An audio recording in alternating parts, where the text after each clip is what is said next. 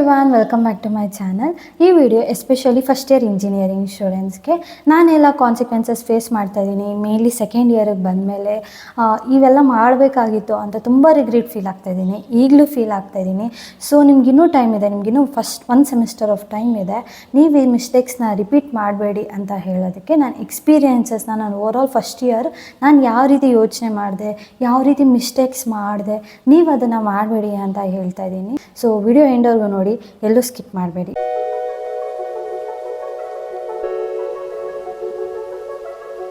Firstly CGPA ಬಗ್ಗೆ ಮಾತಾಡೋಣ. ನಾನು ಮುಂಚಿನ ವೀಡಿಯೋಸಲ್ಲೆಲ್ಲ ಮಾಡಿದ್ದೀನಿ ಅನಿಸುತ್ತೆ CGPA ಬಗ್ಗೆ ಎಲ್ಲ. ಬಟ್ ಸುಮ್ಮನೆ ಒಂದು ಕಾಮನಾಗಿ ಹೇಳ್ತೀನಿ. ನಿಮಗೆ ಫಸ್ಟ್ ಸೆಮಿಸ್ಟರಲ್ಲಿ CGPA ಕಡಿಮೆ ಬಂದಿದ್ದರೆ ನಾನು ನಿಮ್ಗೆ ಏನು ಹೇಳ್ತಿದ್ದೀನಿ ಅಂತಂದರೆ, ಫಸ್ಟ್ ಇಯರಲ್ಲಿ CGPA ಒಂದು 9.5 ಮೈಂಟೈನ್ ಮಾಡೋಕ್ಕೆ ಟ್ರೈ ಮಾಡಿ. ಅಟ್ಲೀಸ್ಟ್ ಮಿನಿಮಮ್ 9 ಮೇಲೆ ಅದು ಟ್ರೈ ಮಾಡಿ. ಏಕೆ ಅಂತಂದರೆ ಸೆಕೆಂಡ್ ಇಯರ್ ಥರ್ಡ್ ಇಯರ್ ಬಂದಮೇಲೆ ನಿಮ್ಮ CGPA ಮೈಂಟೈನ್ ಮಾಡೋದು ತುಂಬ ಕಷ್ಟ ಆಗುತ್ತೆ. ಅಂತಂದರೆ ನೀವು ಬೇರೆ ಸ್ಕಿಲ್ಸ್, ಪ್ರಾಜೆಕ್ಟ್ಸು, ಇಂಟರ್ನ್ಶಿಪ್ಸು, ಜಾಬ್ಸ್ ಇವೆಲ್ಲ ಫೋಕಸ್ ಮಾಡಬೇಕಾಗತ್ತೆ. ಸೊ ನಿಮಗೆ ಅವಾಗ ತುಂಬ ಕಷ್ಟ ಆಗುತ್ತೆ. ಫಸ್ಟ್ ಇಯರಲ್ಲಿ ನೀವೇನಾದರೂ 9.5 ಆ್ಯಾವ್ರೇಜ್ ಇದೆ ಅಂತಂದರೆ, ನಿಮ್ಮ ಸೆಕೆಂಡ್ ಇಯರ್ ಬಂದರೆ ಕಡಿಮೆ ಆದರೆ ಕೂಡ ಆ್ಯಾವ್ರೇಜ್ ಒಂದು 8 ಮೇಲೆ ಇದ್ದೇ ಇರುತ್ತೆ. ಸೊ CGPAನ ಒಂದು ಅಟ್ಲೀಸ್ಟ್ ಒಂದು 9 ಮೇಲೆ 9.5 ಆ ಥರ ತೆಗೆಯೋದಕ್ಕೆ ಟ್ರೈ ಮಾಡಿ. CGPA ಇಂಪಾರ್ಟೆಂಟ್ ಆಗುತ್ತಾ? ಹೌದು, ಇಂಪಾರ್ಟೆಂಟ್ ಆಗುತ್ತೆ. ಏಕೆ ಅಂತಂದರೆ ನೀವು ತುಂಬ ಆಪರ್ಚುನಿಟೀಸ್ ಮಿಸ್ ಮಾಡ್ಕೊತೀರಾ. CGPA ಕಂಪ್ಲೀಟ್ ಇಂಪಾರ್ಟೆಂಟ್ ಆಗಲ್ಲ ಅಂತ ಹೇಳೋಕ್ಕಾಗಲ್ಲ.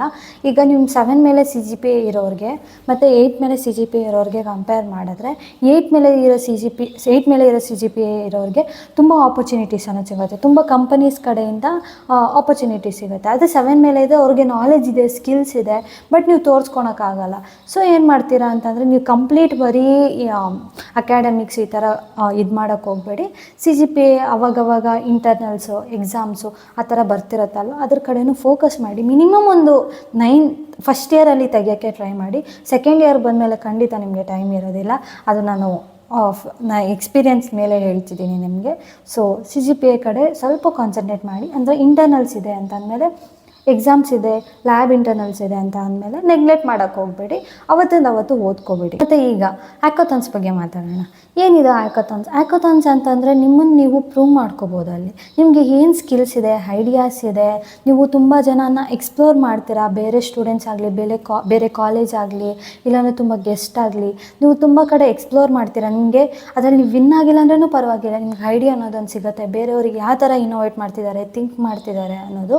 ಫಸ್ಟ್ ಇಯರಲ್ಲಿದ್ದಾಗ ನನಗೆ ಹ್ಯಾಕಥಾನ್ ಅನ್ನೋದೆಲ್ಲೋ ಕೇಳಿದ್ದೆ, ನನಗೆ ಗೊತ್ತಿರಲಿಲ್ಲ. ನಾನು ತುಂಬ ವೀಡಿಯೋಸ್ ನೋಡ್ತಿದ್ದೆ, ಅದು ಇದು ಅಂತೆಲ್ಲ ಹ್ಯಾಕಥಾನ್. ಬಟ್ ನಾನು ಏನು ಅಂದ್ಕೊತಿದ್ದೆ ಅಂದರೆ, ಫಸ್ಟ್ ಇಯರಲ್ಲಿದ್ದಾಗ ನನಗಿನ್ನೂ ಟೈಮ್ ಇದೆ, ಸೆಕೆಂಡ್ ಇಯರಿಂದ ಮಾಡೋಣ, ಈಗೆಲ್ಲ ಮಾಡಬಾರ್ದು ಅನಿಸುತ್ತೆ, ಈಗೆಲ್ಲ ನಾನು ಮಾಡೋಕ್ಕಾಗೋದಿಲ್ಲ ಅಂತ ಹೇಳ್ಬಿಟ್ಟು ನಾನು ಕ್ಲಬ್ಸ್ಗಾಗಲಿ, ಈವೆಂಟ್ಸ್ಗಾಗಲಿ, ಹ್ಯಾಕಥಾನ್ಸ್ಗಾಗಲಿ ಏನದಕ್ಕೂ ಹೋಗ್ತಿರ್ಲಿಲ್ಲ. ನಾರ್ಮಲಾಗಿ ಕಾಲೇಜಿಗೆ ಬರ್ತಿದ್ದೆ, ಹೋಗ್ತಿದ್ದೆ, ಬೇರೆ ವೀಡಿಯೋಸ್ ನೋಡ್ತಿದ್ದೆ, ಏನು ಸ್ಕಿಲ್ಸ್ ಅದು ಡೆವಲಪ್ ಮಾಡ್ಕೋಬೇಕು, ಇದು ಡೆವಲಪ್ ಮಾಡ್ಕೋಬೇಕು ಅವೆಲ್ಲ ನೋಡ್ತಿದ್ದೆ. ಬಟ್ ನಾನು ಯಾವುದಕ್ಕೂ ಎಕ್ಸ್ಪ್ಲೋರ್ ಮಾಡ್ತಿರ್ಲಿಲ್ಲ ಫಸ್ಟ್ ಇಯರಿಗೆ ಬಂದಮೇಲೆ. ಸೆಕೆಂಡ್ ಇಯರಿಗೆ ಬಂದಮೇಲೆ ನನಗೀಗ ಅನ್ನಿಸ್ತಿದೆ, ತುಂಬ ಜನ ಆಲ್ರೆಡಿ ನನ್ನ ಫ್ರೆಂಡ್ಸ್ ಆಗಲಿ, ನನಗೆ ಗೊತ್ತಿರೋರಾಗಲಿ ಆಲ್ರೆಡಿ ಫಸ್ಟ್ ಇಯರಲ್ಲಿ ಇಷ್ಟೆಲ್ಲ ಎಕ್ಸ್ಪ್ಲೋರ್ ಮಾಡಿದ್ದಾರೆ, ಇಷ್ಟೆಲ್ಲ ಮುಂದಕ್ಕೆ ಹೋಗಿದ್ದಾರೆ, ವಿನ್ ಆಗಿದ್ದಾರೆ ಹ್ಯಾಕಥಾನ್ಸ್ ಇವೆಲ್ಲ ಅಂತ ಸೆಕೆಂಡ್ ಇಯರಿಗೆ ಬಂದಮೇಲೆ ಗೊತ್ತಾಗ್ತಿದೆ. ಸೊ ನೀವೇನು ಅಷ್ಟೇ, ನಿಮಗೆ ಇನ್ನೂ ಫಸ್ಟ್ ಇಯರಲ್ಲೇ ಇದ್ದೀನಿ ನಾನು, ಇನ್ನೂ ನಂಗೆ ಟೈಮ್ ಇದೆ ಅಂತ ಯಾವುದ್ರಲ್ಲೂ ಅಂದ್ಕೋಬೇಡಿ. ನಿಮ್ಗೆ ಎಷ್ಟಾಗುತ್ತೋ ಅಷ್ಟು ಎಕ್ಸ್ಪ್ಲೋರ್ ಮಾಡೋಕ್ಕೆ ಟ್ರೈ ಮಾಡ್ತಾನೆ ಇರಿ. ಎಸ್ಪೆಷಲಿ ಕಾಂಪಿಟೇಟಿವು ಈ ಥರ ಎಕ್ಸಾಮ್ಸ್ ಆಗಲಿ, ಈವೆಂಟ್ಸ್ ಆಗಲಿ, ಈ ಥರ ಬಂದಿದೆ ಅಂತಂದರೆ ಎಲ್ಲೂ ಮಿಸ್ ಮಾಡ್ಕೋಬೇಡಿ ಆಪರ್ಚುನಿಟಿನ. ಫಸ್ಟ್ ಟೈಮ್ ನಿಮ್ಗೆ ಕಷ್ಟ ಅನಿಸ್ಬೋದು, ಇಲ್ಲಾಂತಂದರೆ ನೀವು ಒಂದು ಸ್ಟೆಪ್ ಬ್ಯಾಕ್ವರ್ಡ್ ಆಗ್ಬೋದು. ಬಟ್ ಒಂದು ಕಡೆ ಎಲ್ಲಾದರೂ ಹೋಗಿದ್ದೀರ ಅಂದರೆ ನಿಮ್ಗೆ ಅಟ್ಲೀಸ್ಟ್ ಒಂದು ಐಡಿಯಾ ಬರುತ್ತೆ. ನೀವು ಫಸ್ಟ್ ಟೈಮ್ ವಿನ್ ಆಗಿಲ್ಲ, ಸೆಕೆಂಡ್ ಟೈಮ್ ವಿನ್ ಆಗಿಲ್ಲ ಅಂತಂದ್ರೂ ನೀವು ಎಕ್ಸ್ಪ್ಲೋರ್ ಮಾಡ್ತಾಯಿದ್ರೆ ನಿಮಗೆ ಒಂದು ಐಡಿಯಾ ಬರುತ್ತೆ. ಮತ್ತು ಖಂಡಿತ ಒಂದಿನ ವಿನ್ ಆಗ್ತೀರಾ. ನಿಮ್ಮನ್ನು ನೀವು ಪ್ರೂವ್ ಮಾಡ್ಕೋಬೋದು. ಈ ಆಪರ್ಚುನಿಟೀಸ್ ಅನ್ನೋದು ನಿಮ್ಗೆ ಇಂಜಿನಿಯರಿಂಗ್ ಆದಮೇಲೆ ನಿಮ್ಗೆ ಸಿಕ್ಕಲ್ಲ. ಜಾಬ್ ಅನ್ನೋದು ಹೌದು, ನಿಮಗೆ 5-6 ಇಯರ್ಸ್ ಆದಮೇಲೆ ಕೂಡ ನೀವು ಮಾಡ್ಬೋದು, ನೀವು 10 ಇಯರ್ಸ್ ಆದಮೇಲೆ ಕೂಡ ಮಾಡ್ಬೋದು, ನೀವು ಇಂಡಸ್ಟ್ರಿ ಲೆವೆಲಿಗೆ ಬರ್ಬೋದು. ಬಟ್ ಏನು ಅಂತಂದರೆ, ನಿಮಗಿರೋದು ಈ 3 to 4 years, main 4th year ಬಿಟ್ಬಿಡಿ. ನಿಮ್ಗೆ ಈ 3 ಇಯರ್ಸ್ ಇದೆಯಲ್ವಾ, ಈ 3 ಇಯರ್ಸ್ ಮತ್ತೆ ಸಿಕ್ಕಲ್ಲ, ನಿಮ್ಮನ್ನು ಇಂಪ್ರೂವ್ ಮಾಡ್ಕೊಳೋಕ್ಕೆ ಚಾನ್ಸ್ ಇರೋದಿಲ್ಲ. ಸೊ ಹೇಳ್ತಿದ್ದೀನಿ, ಎಲ್ಲ ಕಡೆ ಎಕ್ಸ್ಪ್ಲೋರ್ ಮಾಡೋಕ್ಕೆ ನಿಮ್ಮ ಕೈಯಲ್ಲಿ ಎಷ್ಟಾಗುತ್ತೋ ಅಷ್ಟು ಎಕ್ಸ್ಪ್ಲೋರ್ ಮಾಡಿ. ಮತ್ತು ಈಗ ಸ್ಕಿಲ್ಸಿಗೆ ಬರೋಣ. ಸ್ಕಿಲ್ಸಿಗೆ ನಾನು ಫಸ್ಟ್ ಇಯರಲ್ಲಿ ಏನು ಮಾಡ್ತಿದ್ದೆ ಅಂತಂದರೆ, ವೆಬ್ ಡೆವಲಪ್ಮೆಂಟ್ ನಾನು ಸ್ಟಾರ್ಟ್ ಮಾಡಿದ್ದೆ. ಆ್ಯಕ್ಚುಲಿ ನಾನು ಫಸ್ಟ್ ಸೆಮಿಸ್ಟರಲ್ಲಿ ಏನು ಮಾಡಿರಲಿಲ್ಲ. ಸೆಕೆಂಡ್ ಸೆಮಿಸ್ಟರಲ್ಲಿ ವೆಬ್ ಡೆವಲಪ್ಮೆಂಟ್ HTML CSS ಮಾಡಿದ್ದೆ, JS ಸ್ಟಾರ್ಟ್ ಮಾಡಿದ್ದೆ, but not that complete. HTML CSS ಬರ್ತಿತ್ತು ನಾನು ಫಸ್ಟ್ ಇಯರಲ್ಲಿ. ನಮಗೆ ಕಾಲೇಜಲ್ಲಿ ಒಂದು ಮಿನಿ ಪ್ರಾಜೆಕ್ಟ್ ಮಾಡೋಕ್ಕೆ ಹೇಳಿದ್ರು. ಅಂತಂದರೆ 4 ಮೆಂಬರ್ಸ್ ಟೀಮ್ ಮಾಡಿಕೊಂಡು ಒಂದು ಪ್ರಾಜೆಕ್ಟ್ ಮಾಡಿ ಅಂತ. ಆಗ ನಾವು ವೇಸ್ಟ್ ಮ್ಯಾನೇಜ್ಮೆಂಟ್ ಅಂತ ಹೇಳ್ಬಿಟ್ಟು ನಮ್ಮ 4 ಮೆಂಬರ್ಸ್ ಒಂದು ಟೀಮ್ ಬಂದುಬಿಟ್ಟು ಬರೀ ಫ್ರಂಟ್ ಎಂಡ್ ಪಾರ್ಟ್ ಅವ್ರು ಹೇಳಿದರು, ಆದರೆ ನೀವು ಬ್ಯಾಕ್ ಎಂಡು ಮಾಡಿ ಅಂತ. ನಾವು ಬರೀ front end part HTML CSS JavaScript use ಮಾಡ್ಕೊಂಡು ಮಾಡಿದ್ವಿ. ನನಗೆ ಆಗ ನಾನು ಫಸ್ಟೇ ಕಲ್ತಿದ್ದೆ, HTML CSS ಕಲ್ತಿದ್ದೆ. ನನಗೆ ಪ್ರಾಬ್ಲಮ್ ಸಾಲ್ವಿಂಗ್ ಅಂತ ಕೇಳ್ತಿದ್ದೆ, ಬಟ್ ಆ್ಯಕ್ಚುಲಿ ಏನದು ಅಂತ ಗೊತ್ತಿರಲಿಲ್ಲ. ನಮ್ಮ ಫಸ್ಟ್ ಇಯರಲ್ಲಿ DSC ಯಾವ ಕಾಲೇಜಲ್ಲೂ ಅಷ್ಟೇ DSC ಎಲ್ಲ ಇಟ್ಟಿರಲ್ಲ, ಲೈಕ್ ಮೋಸ್ಟ್ಲಿ ನನಗೆ ಗೊತ್ತಿರೋ ಈ ನಾಲೆಜ್ ಪ್ರಕಾರ DSC ಯಾವ ಕಾಲೇಜಲ್ಲಿ ಫಸ್ಟ್ ಇಯರಲ್ಲಿ ಇರೋಲ್ಲ. ಸೆಕೆಂಡ್ ಇಯರ್ಗೆ ಹೋದ್ಮೇಲೆ ನೀವು ಎಕ್ಸ್ಪ್ಲೋರ್ ಮಾಡ್ತೀರಾ. ನಾನೇನು ಅಂದ್ಕೊಂಡಿದ್ದೆ ಅಂದರೆ ಸೆಕೆಂಡ್ ಇಯರ್ಗೆ ನಾನು ಅದನ್ನು ಕಲಿಯೋಕ್ಕಾಗಲ್ಲ, ಸೆಕೆಂಡ್ ಇಯರ್ಗೆ ಹೋದ್ಮೇಲೆ ಕಲಿಯೋಣ, ಸ್ಟಾರ್ಟ್ ಮಾಡೋಣ, ಈಸಿ ಇರ್ಬೋದು ಅಂತ ನನಗನ್ನಿಸ್ತಿತ್ತು. ಬಟ್ ನಾನು ಸೆಕೆಂಡ್ ಇಯರಿಗೆ ಬಂದಮೇಲೆ ನಿಜವಾಗ್ಲೂ ತುಂಬ ಕಷ್ಟ ಆಗ್ತಿದೆ. DSA ಒಂದು ಕಡೆ ಪ್ರಾಬ್ಲಮ್ ಸಾಲ್ವಿಂಗ್ ಸ್ಕಿಲ್ಸ್ ಬ್ಯಾಲೆನ್ಸ್ ಮಾಡಬೇಕು, ಒಂದು ಕಡೆ ಪ್ರಾಜೆಕ್ಟ್ಸ್ ಡೆವಲಪ್ ಮಾಡಬೇಕು. ನೀವು ಓನ್ಲಿ ಪ್ರಾಜೆಕ್ಟ್ಸ್ ಮಾಡೋದಕ್ಕೂ ಆಗೋಲ್ಲ, ನಿಮಗೆ ಕೋಡಿಂಗ್ ಸ್ಕಿಲ್ಸ್ ಅನ್ನೋದು ಇರಲೇಬೇಕಾಗತ್ತೆ. ಹಂಗಂತ ಹೇಳ್ಬಿಟ್ಟು ನೀವು ಬರೀ DSA ಪ್ರಾಬ್ಲಮ್ಸ್ ಮಾಡ್ಕೊಂಡಿದ್ರೆ ನಿಮ್ಮ ರೆಸ್ಯೂಮೆ ಹೆಂಗೆ ಬಿಲ್ಡ್ ಮಾಡ್ಕೊತೀರಾ, ಮತ್ತು ಪ್ರಾಜೆಕ್ಟ್ಸ್ ಹೆಂಗೆ ಶೋಕೇಸ್ ಮಾಡ್ಕೊತೀರಾ, ಇವೆಲ್ಲ ತುಂಬ ಕಷ್ಟ ಆಗ್ತಿದೆ. ಸೊ ನೀವು ಫಸ್ಟ್ ಇಯರಲ್ಲೇ ಏನಾದರೂ DSA ಸ್ಟಾರ್ಟ್ ಮಾಡಿದಿದ್ರೆ ತುಂಬ ಈಸಿ ಆಗುತ್ತೆ. ನೀವು ಕಂಪ್ಲೀಟ್ DSA ಕಲಿಬೇಕು ಅಂತಿಲ್ಲ, ನಿಮಗಿನ್ನೂ 1 ಸೆಮಿಸ್ಟರ್ ಆಫ್ ಟೈಮ್ ಇದೆ. ಒಂದು ಕಡೆ ಸ್ಕಿಲ್ಸ್ ವೆಬ್ ಡೆವಲಪ್ಮೆಂಟ್ ಅನ್ನೋದು ತುಂಬ ಇಂಪಾರ್ಟೆಂಟ್ ಆಗುತ್ತೆ.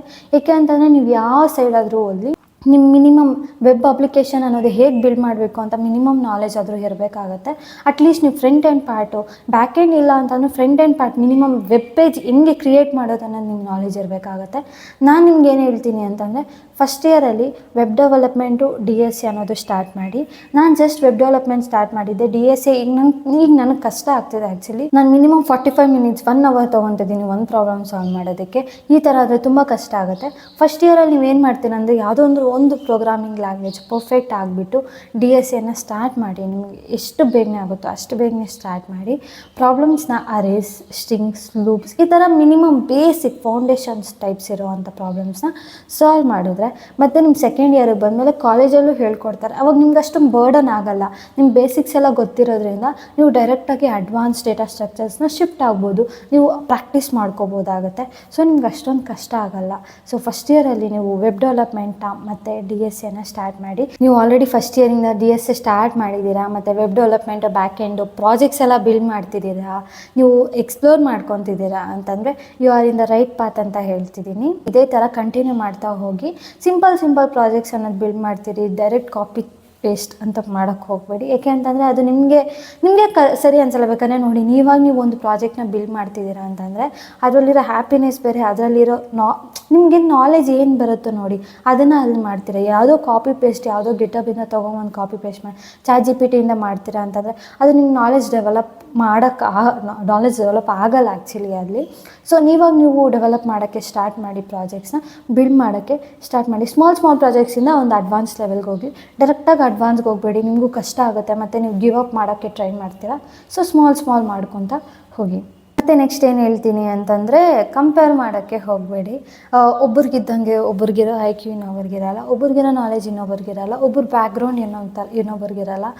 ಒಬ್ರಿಗೇನು ಅಂತಂದರೆ ಸ್ಕೂಲಿಂದ ಕೋಡಿಂಗ್ನ ಕಲ್ತ್ಕೊಂಬಂದಿರ್ತಾರೆ, ಇಲ್ಲಾಂತಂದರೆ ಬ್ಯಾಕ್ಗ್ರೌಂಡ್ ಚೆನ್ನಾಗಿರುತ್ತೆ. ಲೈಕ್ ಬ್ಯಾಕ್ಗ್ರೌಂಡ್ ಅಂತಂದರೆ IT ಬ್ಯಾಕ್ಗ್ರೌಂಡ್ ಅಂತ ಇರ್ತಾರೆ, ಪೇರೆಂಟ್ಸ್ ಆಗಲಿ ಯಾರೇ ಆಗಲಿ. ಸೊ ಅವ್ರಿಗೆ ಸ್ವಲ್ಪ ಈಸಿ ಆಗುತ್ತೆ. ಅದೇ ನೀವು ಕಂಪ್ಲೀಟ್ ಸ್ಕ್ರ್ಯಾಚಿಂದ ಬಂದಿರ್ತೀರ, ಏನೂ ಗೊತ್ತಿರಲ್ಲ ಇಂಜಿನಿಯರಿಂಗಲ್ಲಿ, ನಿಮಗೆ ಬ್ಯಾಕ್ಗ್ರೌಂಡ್ ನಿಮ್ಗೆ ಗೊತ್ತಿರೋರು ಯಾರು ಇರಲ್ಲ, ಸೀನಿಯರ್ಸ್ ಅಂತವಾಗ ಸ್ವಲ್ಪ ಕಷ್ಟ ಆಗುತ್ತೆ.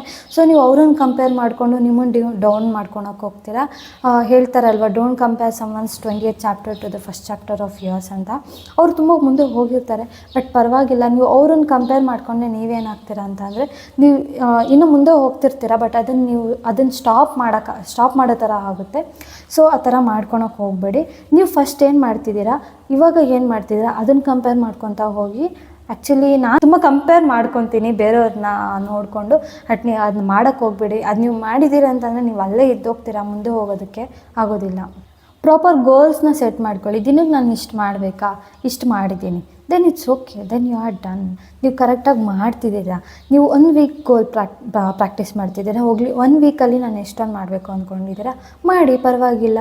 ಅದೇ ನೀವು ಯಾವನೋ ನಾನು 1 ಇಯರಲ್ಲಿ ನಾನು ಇಷ್ಟು ಮಾಡಿಬಿಡ್ಬೇಕು, 1 ಇಯರಲ್ಲಿ ಒಂದು ಕಂಪನಿ ಕಟ್ಬಿಡಬೇಕು, 1 ಇಯರಲ್ಲಿ ನಾನು ದೊಡ್ಡ ಬಿಸ್ನೆಸ್ ಮ್ಯಾನ್ ಆಗಬೇಕು, ಇಲ್ಲಾಂತಂದರೆ 1 ಇಯರಲ್ಲಿ ನಾನು ಗೂಗಲ್ ಕಂಪ್ನಿ ಕ್ರ್ಯಾಕ್ ಮಾಡಬೇಕು, ಅದೆಲ್ಲ ಕಷ್ಟ ಆಗುತ್ತೆ. ಸೊ ನೀವೇನು ಮಾಡ್ತೀರಾ ಅಂದರೆ ಚಿಕ್ಕ ಗೋಲ್ಸ್ನ ಇಟ್ಕೊಳ್ಳಿ. ನಾನು 1 ಡೇನಲ್ಲಿ HTML ಮಾಡ್ಬೋದಾ, ಆ್ಯಕ್ಚುಲಿ HTML ಮಾಡ್ಬೋದು, 1 ಡೇನಲ್ಲಿ HTML ಮಾಡ್ಬೋದಾ, so let me complete this in a day. ಮತ್ತು ಇನ್ನೊಂದು ವೀಕಲ್ಲಿ ನಾನು ಇಷ್ಟು ಕಂಪ್ಲೀಟ್ ಮಾಡ್ತೀನಿ, ಇಲ್ಲಾಂತಂದರೆ ನಾನು ಅರೇಸ್ 1 ವೀಕ್ ತೊಗೊತೀನಿ, 2 ವೀಕ್ಸ್ ತೊಗೊತೀನಿ, DSA ಸ್ಟಾರ್ಟ್ ಮಾಡ್ತೀನಿ. ಈ ಥರ ಚಿಕ್ಕ ಚಿಕ್ಕ ಗೋಲ್ಸ್ ಇಟ್ಕೊಳ್ಳಿ. ಪರ್ ಡೇ ಒಂದು ಗೋಲ್ ಇಟ್ಕೊಳ್ಳಿ, ನಾನು ಇಷ್ಟು ಕಂಪ್ಲೀಟ್ ಮಾಡಬೇಕು. ಒನ್ ನೈಟ್ ಮಲಗೋಕ್ಕಿಂತ ಮುಂಚೆ ನಾಳೆ ನನ್ನ ಪ್ಲ್ಯಾನ್ ಇದು, ನಾನು ಇಷ್ಟು ಕಂಪ್ಲೀಟ್ ಮಾಡಬೇಕು. ಅಷ್ಟು ಕಂಪ್ಲೀಟ್ ಮಾಡಿಬಿಟ್ಟು ಇವತ್ತು ಅಂದ್ಕೊಳ್ಳಿ, ನಾನು ಅಂದ್ಕೊಂಡಿದ್ದು ನಾನು ಮಾಡೋಕ್ಕಾಯ್ತಾ ಅಂತ. ನೀವು ಆ ಥರ ಮಾಡ್ಕೊಂಡು ಹೋಗ್ತಾ ಇರಿ. ಸ್ಮಾಲ್ ಚಿಕ್ಕದಾಗಿ ನೀವು ಡೆಫಿನೆಟ್ಲಿ ನೀವು ಅಂದ್ಕೊಂಡಿದ್ದನ್ನು ರೀಚ್ ಆಗಲೇ ಆಗ್ತೀರಾ. Trust your process, trust the process. ನೀವು ಮಾಡ್ತಿರೋ ಪ್ರೋಸೆಸ್ನ ಟ್ರಸ್ಟ್ ಮಾಡಿ. ಹಾಗಂತೇಳ್ಬಿಟ್ಟು ತುಂಬ ಸ್ಲೋ ಆಗಿ ಹೋಗಬೇಡಿ. ಅರ್ಥ ಮಾಡ್ಕೊತ, ಬೇಸಿಕ್ಸ್ನ ಅರ್ಥ ಮಾಡ್ಕೊತ ನಿಮ್ಮನ್ನು ನೀವು ಟ್ರಸ್ಟ್ ಮಾಡ್ತಾ ಹೋಗಿ. ಆ್ಯಕ್ಚುಲಿ ನನಗೆ ಸೆಕೆಂಡ್ ಇಯರಿಗೆ ಬಂದಮೇಲೆ ನನಗೆಲ್ಲ ಗೊತ್ತಾಗಿದ್ದು ಯಾವ ಥರ ಒಂದು ಇಂಟರ್ನ್ಶಿಪ್ಸು, ಪ್ಲೇಸ್ಮೆಂಟ್ಸು ಎಲ್ಲ ಹೇಗೆ ನಡೆಯುತ್ತೆ. ಫಸ್ಟ್ ಇಯರಲ್ಲಿ ನಾನು ನೋಡ್ತಿದ್ದೆ, ತುಂಬ ವೀಡಿಯೋಸ್ ನೋಡ್ತಿದ್ದೆ, ಬಟ್ ನನಗೆ ಕ್ಲಾರಿಟಿ ಅನ್ನೋದು ಸಿಗ್ತಾ ಇರಲಿಲ್ಲ. ಸೆಕೆಂಡ್ ಇಯರಿಗೆ ಬಂದಮೇಲೆ ಪ್ರಾಜೆಕ್ಟ್ಸ್ ಹೆಂಗೆ ಬಿಲ್ಡ್ ಮಾಡೋದು, ಹೆಂಗೆ ಶೋಕೇಸ್ ಮಾಡೋದು, ಇಂಟರ್ನ್ಶಿಪ್ಸ್ಗೆ ಹೆಂಗೆ ಅಪ್ಲೈ ಮಾಡೋದು, ಪ್ಲೇಸ್ಮೆಂಟ್ಸ್ ಯಾವ ಥರ ನಡೆಯುತ್ತೆ, ಆ್ಯಪ್ಟಿಟ್ಯೂಡ್ ಅಂದರೆ ಏನು, ಹೆಂಗೆ ಪ್ರೋಸೆಸ್ ಹೆಂಗೆ ನಡೆಯುತ್ತೆ ಅಂತೆಲ್ಲ ನನಗೆ ಗೊತ್ತಾಗಿದ್ದು ಸೆಕೆಂಡ್ ಇಯರಿಗೆ ಬಂದಮೇಲೆ. ಸೆಕೆಂಡ್ ಇಯರಿಗೆ ಬಂದಮೇಲೆ ನಿಮ್ಗೊಂದು ಐಡಿಯಾ ಅನ್ನೋದು ಸಿಗುತ್ತೆ, ನೀವು ಯಾವ ಫೀಲ್ಡ್ ಕಡೆ ಹೋಗಬೇಕು, ಯಾವ ಥರ ಹೆಂಗೆ ರೀಚ್ ಆಗಬೇಕು ಅಂತ ಹೇಳ್ಬಿಟ್ಟು. ಫಸ್ಟ್ ಇಯರಲ್ಲಿ ಇದ್ದಾಗ ಸುಮ್ಮನೆ ಓದ್ಕೊತೀರಾ, ಬರೀತೀರಾ. ನಿಮ್ಮ ಫಸ್ಟ್ ಇಯರಲ್ಲೇ ಒಂದು ಐಡಿಯಾ ಇದೆ, ನಾನು ಡೆವಲಪರ್ ಆಗಬೇಕು, ಡೆವಲಪರ್ ಆಗಬೇಕು, ಇಲ್ಲಾಂದರೆ ಸಾಫ್ಟ್ವೇರ್ ಡೆವಲಪರ್ ಆಗಬೇಕು. ನೀವು ಅದನ್ನು ಫಸ್ಟ್ ಇಯರಿಂದಾನೇ ಟ್ರೈ ಮಾಡ್ತಿದ್ದೀರಾ ಅಂತಂದಮೇಲೆ ನಿಜವಾಗ್ಲೂ ಹೇಳ್ತೀನಿ, it's a really very great way. So ಎಲ್ಲೂ ಚೇಂಜ್ ಮಾಡ್ಕೋಬೇಡಿ, ನಿಮ್ಮ ಪಾತ್ನ ನೀವು ಕಂಟಿನ್ಯೂ ಮಾಡ್ತಾ ಹೋಗಿ. ಇಲ್ಲ ಅಂತಂದರೆ ಸ್ಟಾರ್ಟ್ ಮಾಡಿ. ಫಸ್ಟ್ ಇಯರಲ್ಲೇ ನಿಮಗಿನ್ನೂ 1 ಸೆಮಿಸ್ಟರ್ ಆಫ್ ಟೈಮ್ ಇದೆ, ಸ್ಟಾರ್ಟ್ ಮಾಡಿ. ಯಾರು ಕಂಪೇರ್ ಮಾಡ್ಕೊಬೇಡಿ. ಈ ವಿಡಿಯೋನ ನಾನು ಎಂಡ್ ಮಾಡ್ತಿದ್ದೀನಿ. ಸೊ ನನ್ನ ಎಕ್ಸ್ಪೀರಿಯೆನ್ಸ್ನ ನಾನು ನಿಮ್ಮ ಹತ್ರ ಶೇರ್ ಮಾಡ್ಕೋಬೇಕಂದ್ರೆ, ಸೊ ನಾರ್ಮಲ್ ಸ್ಟೂಡೆಂಟಾಗಿ ನಾನು ಏನೇನೆಲ್ಲ ಡಿಫಿಕಲ್ಟೀಸ್ ಫೇಸ್ ಮಾಡ್ತಿದ್ದೆ ಅಂತ. ಈ ವಿಡಿಯೋ ನಿಮ್ಗೆ ಇನ್ಫಾರ್ಮೇಟಿವ್ ಇಷ್ಟ ಆಗಿದೆ ಅಂತ ಅಂದ್ಕೊತೀನಿ. ಇಷ್ಟ ಆಗಿದೆ ಪ್ಲೀಸ್ ಲೈಕ್ ಮಾಡಿ, ಶೇರ್ ಮಾಡಿ ನಿಮ್ಮ ಫ್ರೆಂಡ್ಸ್ ಜೊತೆ. ಅದೇ ಥರ ಸಬ್ಸ್ಕ್ರೈಬ್ ಮಾಡ್ಕೊಂಡು ಮರಿಬೇಡಿ. ನಿಮ್ಗೇನಾದರೂ ಡೌಟ್ಸ್ ಇದ್ದರೆ ಕಮೆಂಟ್ಸಲ್ಲಿ ತಿಳಿಸಿ, ನಾನು ನಿಮಗೆ ರಿಪ್ಲೈ ಮಾಡ್ತೀನಿ. So that's it for today's video. Until that, take care. Bye.